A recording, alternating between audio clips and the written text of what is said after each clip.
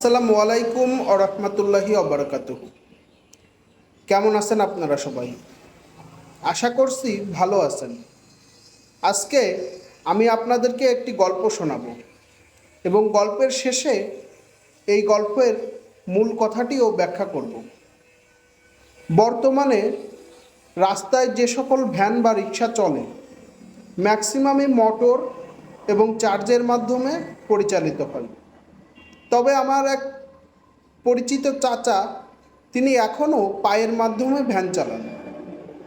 স্বাভাবিকভাবেই বাকিদের তুলনায় তার একটু বেশিই কষ্ট হতো, যে কারণে তাকে আমি সাধারণ ভাড়া, ন্যায্য ভাড়া 10 টাকার জায়গায় 20 টাকা দিয়ে থাকতাম এবং সেখানেই ঘটে বিপত্তি।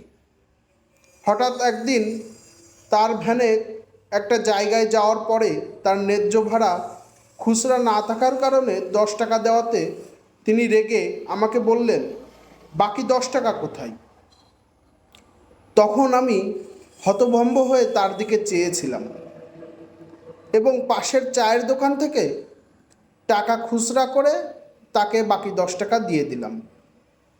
পরবর্তীতে তার ভ্যানে আমি আর কখনো উঠিনি। আমাদের সমাজে এরকম অনেক দরিদ্র অসহায় মানুষ আছে যাদেরকে আমরা সাহায্য করে থাকি, তবে তারা অনেকেই তাদের এই সাহায্যটাকে তাদের অধিকার বলে ভেবে থাকে।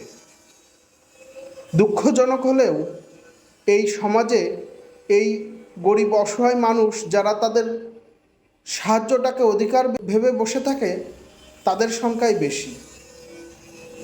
সকলকে ধন্যবাদ।